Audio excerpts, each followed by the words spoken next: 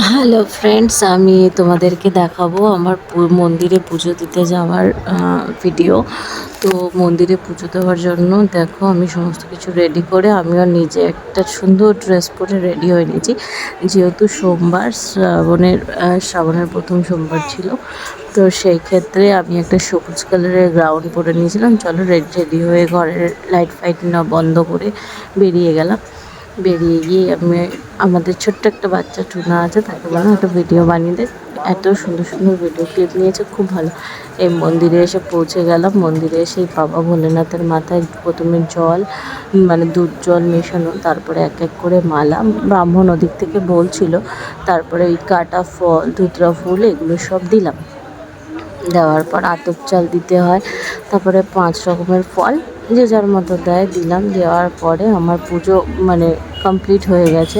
Complete হয়ে গেলে ওখানে আরও মা কালী আছে, শ্রী রাধা মাধব আছে, তো তাদেরকে প্রণাম করে টাটা।